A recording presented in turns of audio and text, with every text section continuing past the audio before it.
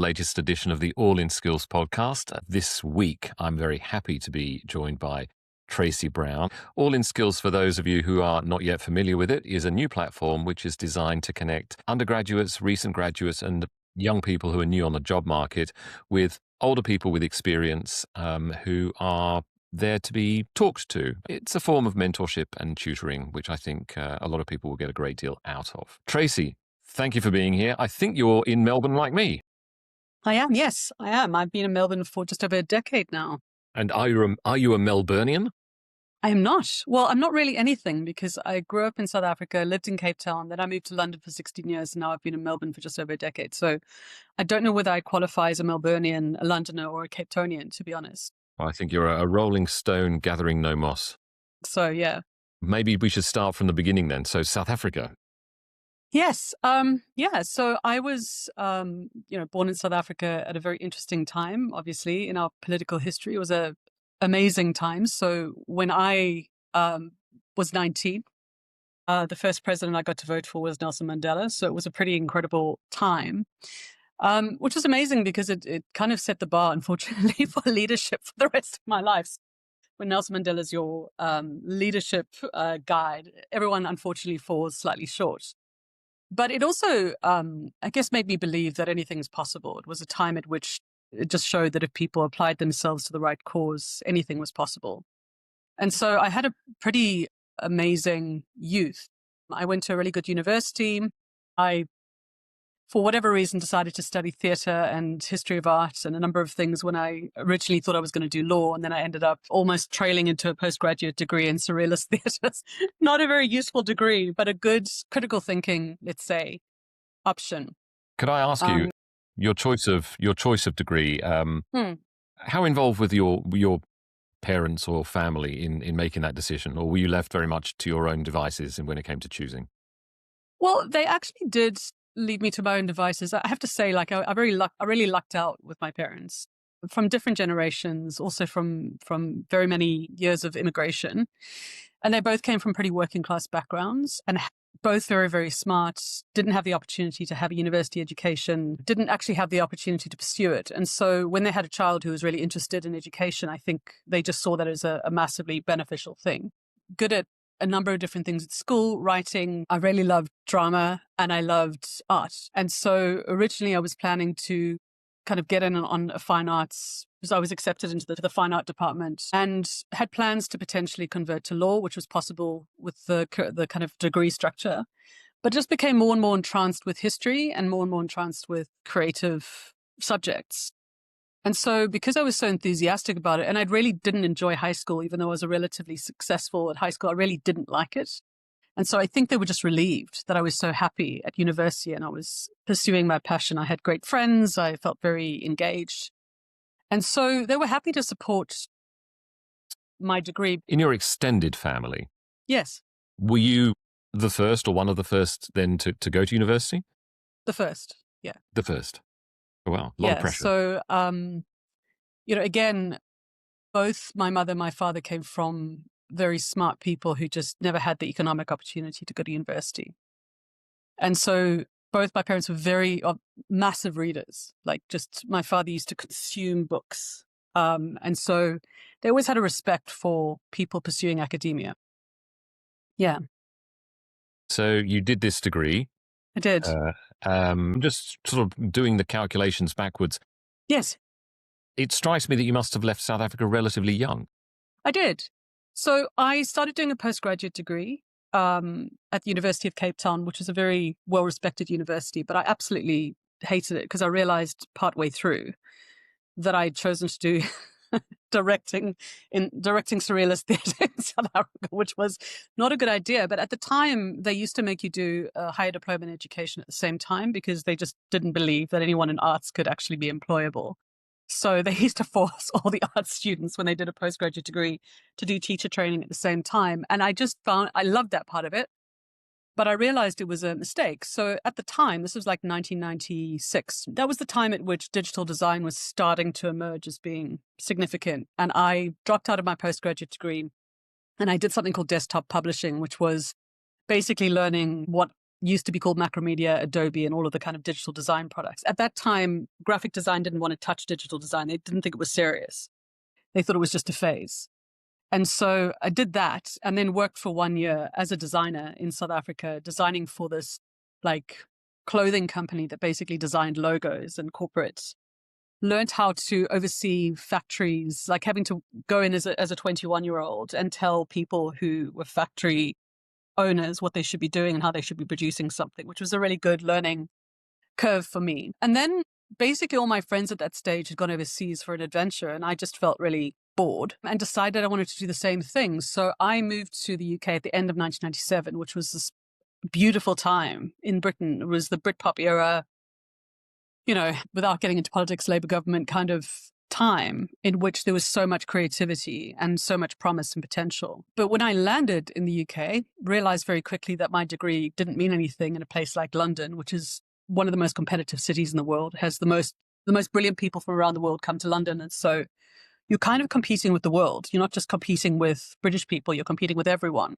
Did you feel at that point that you were a bit of a country mouse coming into the big city? I think what I found difficult is that I had lived even though my parents thankfully made us work when we were teenagers. So we did have to learn how to work and contribute, but I'd never really had a proper independent job where I had to it was overwhelming to be totally on your own. And also financially, my parents basically went, here's enough money for a month's rent. Here's a one-way ticket. See ya. Good luck. And so that was overwhelming. But the sheer, the diversity of people and ideas and creativity to me was absolute heaven. Had you left South Africa before that? I'd briefly done like a short-term exchange student type thing when I was just between high school and university. So I'd actually been to London and I'd been to parts of Yorkshire and parts of the UK. And that's the only, and parts of Africa, but I'd never moved beyond that sphere. And so I was familiar with it and I knew that I would like it. But once you're there, you kind of realize, and London is a pretty unforgiving place. I mean, people don't really care whether you sink or swim, and it's really up to you to figure it out. So you got there and realized your undergraduate degree wasn't going to help you very much. So what was your next course of action? Well, I studied, as I said, like a little bit of design. I would say more it's like design operations, so knowing how to use digital tools. And then I realized I had to upskill because I got a whole bunch of minimum wage jobs doing, really difficult to navigate your way out of it. But somehow, I don't know how, I managed to save money. And then I put myself through this night school program in this dingy, dank little place in Oxford Street called Oxford's House Training College or something. It was basically just this horrible little place, but they taught you how to do HTML coding. So I hit the kind of dot-com boom at exactly the right time where they didn't have any designers because, as I said, designers didn't take web design seriously. They were like, it's not a proper form of design. And so anyone who was up for it and prepared to learn how to code and prepared to learn against new skills on how to design for the internet had a great opportunity to find work. And I just so happened to find a job, which was working for an investment bank who were growing so fast in their digital team, they didn't have enough desks and computers for their team. So I had to work a night shift. I had to arrive at 5 p.m. and they would get me a cab home at 2 a.m. or whatever it was. And that's what I did for a number of months, basically working as a digital designer or web designer is what it was called in those days. Were you left alone or were there other people with you in this No, shift? They would just give me a brief and go, see ya, good night. It was a brief handover. And again, it was a different time back then where, the expectation was very much on younger people to figure it out. No one was really holding your hand or helping you. It was like sink or swim. There are plenty of people your age who'd kill for this job. So it's on you. And so and not that there weren't kind people along the way to help, but you had to really seek out help. It was very hard. And then after that, got a job in a gaming company, which was a whole eye-opening experience. Very, very male. Like I was one of a minority of women, basically was, creating games for teenage boys, and it wasn't the best environment, but it was a good experience. I was there for a year, and then I just kind of kept moving until I got a job in a startup. And there were, I think, originally 7, and then it went down to 4 of us who basically ran the startup for about 5 years of creating a digital product, getting it funded. Well, it was predominantly the founder who did that. And through that period, just learned so much about design and UX and strategy. And at that stage, I was in my 20s still, I think. And yeah, it was a huge learning curve for me. Let me ask you a slightly crass question, but at this point, were you earning a decent salary? Were you making some reasonable money, or was it still oh, but this is a startup, we're bootstrapping, and I was not making decent money, but it was at a time at which I started thinking about buying a house. And it was at the time before the kind of crash where they were giving people 8 times their salary in mortgages.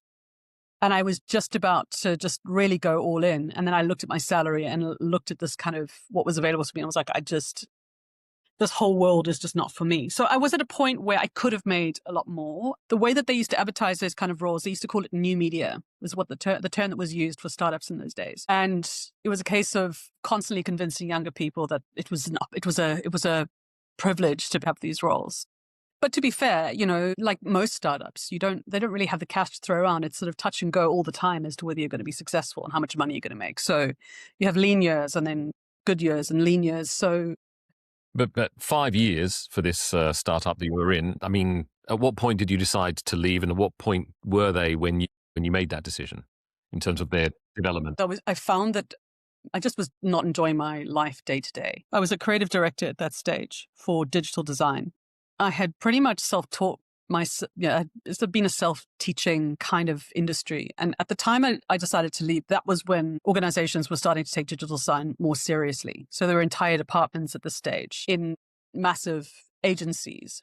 And so I decided I wanted to work for myself because I just didn't want to work under someone else. I wanted to work in a large organization where I could learn more and that the standard was really high, but also be in control of my own fate. And so I decided to freelance. And that's when I started getting work in massive global agencies like Ogilvy, which at the time was a very well-respected agency. They had just started doing interesting work around UX and interaction design. I'd started moving away from pure campaigns. And so I just freelanced for loads of different agencies and ended up getting into UX as a part of that process. This was when people talk about the AI sort of crash, everyone's sort of rubbing their hands in glee, waiting for it to happen, because I think so many people are so anxious about AI. I always remind them, it's like there was a .com boom crash, but it was just because people had overinflated the value of companies, but the technology continued. So what ended up happening is that people became more mature about the way they thought about digital design, whereas previously it was kind of this panacea that would solve everything. The crash happened, and then organizations maturely started realizing, well, it doesn't solve everything, but it's here to stay. And that's when they started seriously investing in building out their design and UX and technology teams. And I benefited from that. But it was still an industry for mavericks and people who learn fast and people who were interested in the latest technology. It still was a specialism in those days to be in digital design. Did you do more upskilling at that point, or were you then sort of learning on the job as you went? Constantly did different courses, but a lot of the time in those days it was on the job because we were writing the rules. So I would say that the upskilling happened more through being familiar with the work of Nielsen Norman, Steve Krug, the people who had started writing guidelines around usability and UX. And so it wasn't so much courses or formal courses that you took. You just had to read constantly. And then you had to try things and find other people who were willing to try things with you, which is perfect for me. So I like, reading myself and then finding a team of people who are prepared to trial frameworks and try new things. I think it's taken a very long time for design courses to catch up, and they still very often are behind. So when I see young designers coming in today, they'll have the theoretical knowledge and the sort of standards, but there's no kind of real life application embedded. Are these young people that you're referring to, like nowadays, are they able to get that? Are they able to get that hands-on experience? Is that maybe one of the difficulties that they've got? One of the biggest barriers to young people coming into the workforce for me is the fact that we spent too much time teaching leaders to be managers and not enough time teaching leaders to be teachers. So it was up to me. I would scrap a lot of management courses, which unfortunately are very generic these days, and say to people, your job as a leader is to teach. And so, yes, you have to be excellent at what you do, but you also have to learn how to impart information in a way that makes it easy for young people to understand what is required of them. And that is what's missing. Like, it's not actually on. Younger people are doing the best they can. They go through their degrees, they learn what they need to learn, they come into the workforce, and then it's just this minefield of like weird, nuanced behavior that doesn't make any sense. They have to learn. And that's standard for everyone in every generation. But the hard skills that they have to learn are on the job and they're fast. So it's kind of applying your design skill while having a client who doesn't understand design telling you how to design something. And you don't teach people that. So those kinds of frameworks and management patterns are things that you can only learn from someone who's been through it before. At this point, you're still in London. And did it still feel like the place you wanted to be? Were you able to, professionally, were you able to achieve what you wanted to? Absolutely. So I have to, one of the kind of mistakes I've made in my life is that I've never been very focused on money and financial stability. So I kind of focus more on being really good at what I do.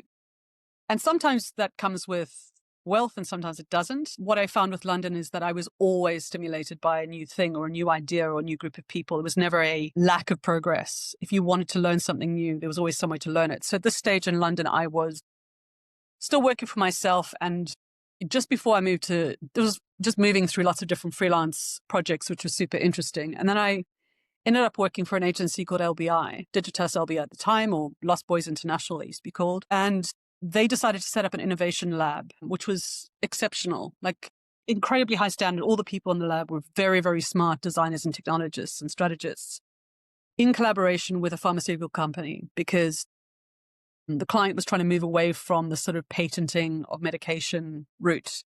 And they wanted to come up with digital solutions for patients and doctors. And I just so happened to be there on, pretty standard contract. And they spotted me and said, "Oh, we would love you to be in the lab." And so for the last year I was in London, it was probably some of the best work I've ever done in my career, where we were coming up with these incredibly inventive product ideas with other really smart people and getting funding and going through a funding cycle. So it was exceptional. But at that stage, I'd been in London for about 16 years. I was tired. London's a very tiring place. You can't rest your bones, ever. It's like there's always something moving. It's uncomfortable. It's challenging. Everywhere takes forever to travel everywhere. And when you're someone who's chosen not to have a suburban life, so if you're someone like myself who never wanted kids or never wanted to, that's not your pathway. The only option is for you to pretty much work yourself to death. That's your option. Just to be very clear, I am someone who really enjoys to work. But it just got really uncomfortable and I decided I needed a break. And that's when I kind of put some facetious post out on social media saying, where can I move to where I can get paid a lot of money and also have a break occasionally? And one of my friends had moved back here and said, "What about Melbourne?" And so I thought, okay, well, what's the worst that can happen? So I applied for this role, interviewed, and it happened so fast. I didn't even have time to think. I'd never been to Australia before. I knew a lot of people who'd lived and worked in Melbourne and said it's totally your place. Like it's the kind of place you would love. And it happened fast. I got a visa, I sorted out my banking, and then I was like, oh, okay, well, I guess this is happening. And then in beginning of 2014, I moved here into a role at a digital agency called DT, which has now been taken over by AKQA. And it was a bit of a shock to the system. But I was going to ask you, I've also visited both cities, so I'm familiar, but I'm just curious how you felt, especially because you went from an adult working professional in one city and then into another, whereas your move from South Africa was kind of from youth to adult.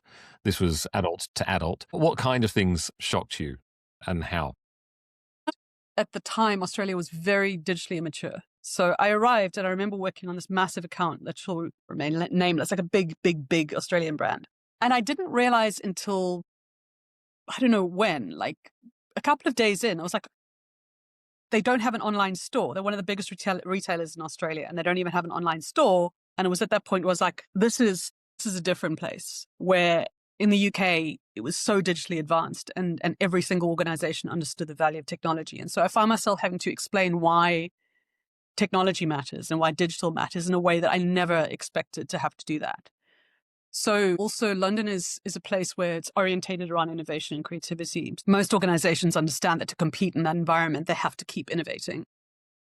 Whereas I've always been quite shocked by how reticent organizations are in Australia to take a risk or to do anything. It's always a case of who else is doing this is the first question they ask me as a strategist. Yeah, I hear often that Australians are more risk adverse. Is that your experience? Absolutely. I would say it's Australians. I'd say it's the business community that's very risk averse. So I think there are a lot of very innovative Australians all around the country, but the business community is extremely risk averse. They have no real interest for the most part. Again, this is a massive generalization. The originality is not on the top of their list almost ever. So if anything, what organizations will do is wait the longest possible time they need to before they innovate. Understandably, it's very disruptive and you don't know what's going to happen. And I would argue that one of the reasons why so many organizations are so financially solid, potentially why there haven't been as many economic shocks here is because of the risk aversion, which can also be very beneficial. But unfortunately, you can't have an easy life and an innovative life at the same time. You have to pick. And so if you want an easy life, you can't keep innovating and changing, and that's not really part of it. So what I've mostly done is I find people also interested in original ideas versus relying on the business community to embrace them. You came here with a job, and how long did you stay in that role for? So it was tied to my visa. So I stayed in it. The first year was very difficult because I didn't realize a whole bunch of things. So the term lead in London has got a different meaning. So I was actually at a director level in the UK. And lead was just a kind of position on a project. At the time, it wasn't really a kind of level within an organization. So I realized very quickly that I'd taken a very junior role and that I had many levels of people above me with less experience. And that really burnt me. Like I was like, oh, what have I done? I've ruined my career. And so I just put my head down and worked so hard until I got up to executive level. That's what I did. I just kept working and working. And so that was tough to sort of really push and go, well, I put everything into this now. So it was expensive to move here. I made a choice. At the end of the first year, I was ready to go back to London. And then I kind of just made a decision. Nope, just stick it out. And I'm glad I did.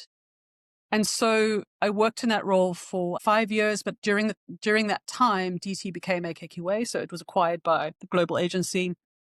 Nobody knew who AKQA was here. They kept calling them Aqua and all sorts of things, which blew my mind because in London, AKQA were like one of the leading design agencies in the world. And so during that time, I became an executive director that oversaw essentially APAC. Because I was pretty much the only proper CX or experienced strategist at the time, I was given the opportunity to set up a new capability, or at least I took it. I wasn't given the opportunity. I just took it and said, I want to do this. And thankfully was taken on my word and was allowed to do that. And that ended up being very successful. So I carried on working in that role. And that was great. It was a very productive time. I had other executives who were great to work with. I got to work with international teams. It was awesome to very, very briefly work with teams in Shanghai who were just like these remarkable, intelligent young people. And Auckland and Sydney and Melbourne. But then I just got to a point where I felt like I hit the end of it. And I wasn't really enjoying being an executive. I was an effective leader. But a lot of things people don't tell you about leadership, especially very senior leadership, is that once you get into very senior leadership, you have all the power. But actually your power reduces exponentially. And a lot of the time what you're doing is maintaining the status quo. And that's your job, to maintain the status quo, to steady the ship. And that's not really the way that my brain works. I'm not really interested in that. I'm interested in finding new ways of doing things. So I just got to a point where it wasn't working for me anymore. And then by that stage, I had my permanent residency, so I was free to work for myself again. And where did you go? What, you jumped? Did you become a consultant? What was your... Yes, so basically a couple of things. So this is around 2019. And at that stage, I really did contemplate moving on somewhere else just because I wanted a new challenge. But I had just written an essay called The Meritocracy Manifesto, which was basically a new way of looking at making workplaces both inclusive and excellent at the same time. And it was brought to the attention of the Berlin School of Creative Leadership, who basically creates executive MBA degrees for creative leaders, so people working mostly in agencies and the creative industries. And they thought it was great. And so they asked me to come and speak at the Cannes Festival as a part of their executive MBA program. So I thought, okay, great. I'm just going to do that. Did that, was very successful. They asked me to do a podcast. I did that. And then it was the end of 2019 and they wanted me to be a part of this incredible international MBA program where I would tour with them. They do this MBA. They do sessions in Tokyo and London and New York. And I was like, oh my God, this is amazing. And then of course, COVID hit. And it all disappeared, except they did say, well, let's trial building an online course. It was the first time they'd done a short form online course. And so I authored that, designed it, did the research, and we taught that during COVID. And then that brought me into a different area of discovery. So after that, stayed here, carried on consulting, but also started doing things like I did a micromasters in instructional design, did some additional courses, basically just continued to upskill. And then, since then, throughout the last 5 years, I've basically just been consulting independently with loads of different organizations, mostly on massive experience transformation projects, and sometimes design ops are helping structure teams and upskill people. And now I'm at a point where I'm trying to create my own product and see if I can get that over the line, get investors. So that's where I am now. What I'm trying to do is build a SaaS product, which is a very difficult thing to do because I'm creating a whole new category. So it's not something, there's no category that exists to encompass what I'm trying to do, which is basically to change the way that people approach transformation projects by showing them what an entire ecosystem looks like. So most tools are focused on individual silos and they don't focus on the full ecosystem. There's a whole range of things that I'm trying to do differently. And so it's a real risk because it's trying to explain to people how transformation projects work, how ecosystem mapping works, and then why this tool is so important for decision makers going forward. But it's a very new way of approaching these kinds of projects. So I'm trying to do very many things at the same time. And I'm at a point now where the strategy has been developed. I've gone back into design and designed the full product myself. I've tested it. I've gone back into writing functional specs, which is very important for people to always realize just how much knowledge they have and to go back to that knowledge and never kind of completely retire it, because I've gone back into writing functional specs and understanding how the technology needs to be built. And so the next phase next year is just trying to get investment, and it's going to be a real uphill battle, but I'm up for it. So we'll see what happens. Are you going to confront this problem that you said that we have with Australian business mindset of risk aversion? To some degree, organizations all over Australia are having to constantly transform their digital ecosystem. It's an ongoing thing. And some organizations do very innovative things where they're up for doing something innovative, but whether you want to innovate or not, you have to transform. And so it's not really just for innovative organizations. It's for any organization that needs to understand the impact of change. Like, what do we actually have to change in totality in order to get to the next level? And that's not how organizations think. They think in silos. So, if a program is being led by an ops person, they'll only focus on operations and give a little bit of thought to technology, a little bit of thought to experience. And the same is true for technology leaders and experience leaders. They think according to their part of the business, not the whole ecosystem. Previous guest on the podcast said she had moved from Silicon Valley to Sydney, and I asked her what was the shock for her, and she said, "Well, the big difference is that Australia is really, really small." So I wonder, with your idea, with your innovation, do you think that in 2026 you'll be looking to take your innovation elsewhere, or to find that the investment somewhere else, or do you think you'll be able to find it locally? I don't know. So I'm just looking, whoever is interested in going on this journey with me is where I'll land. So I have started the process of becoming an Australian citizen, because eventually, whether I take a break and go somewhere else or come back, this is where I probably will end up. Who knows?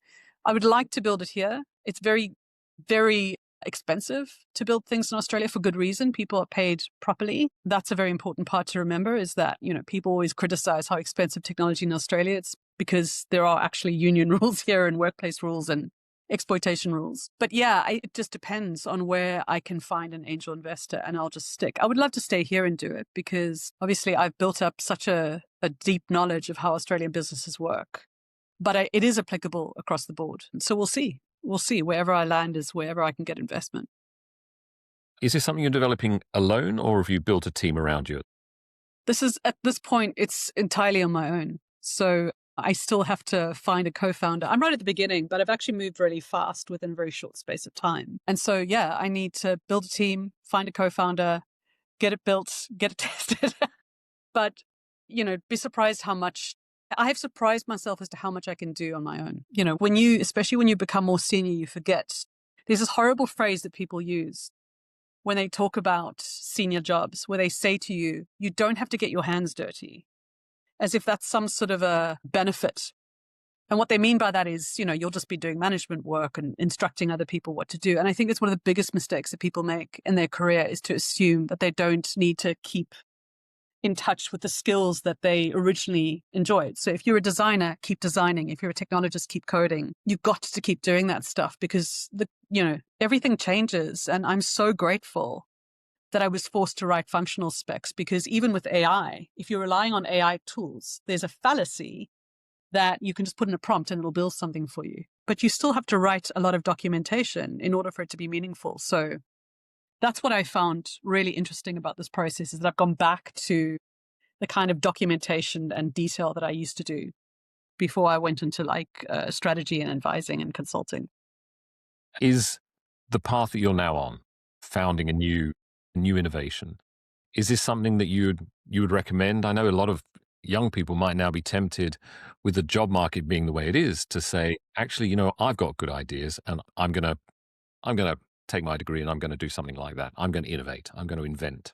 If you're headstrong, do it.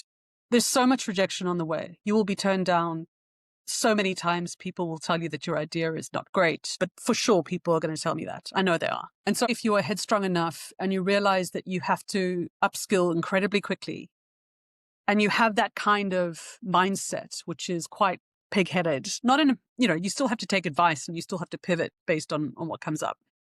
But if you are headstrong and you're up for the work and you're a very fast learner, do it. Why not? It's a great alternative to following a very linear career path. Tracy Brown, thank you very much for joining me today. It's been a pleasure. Thank you.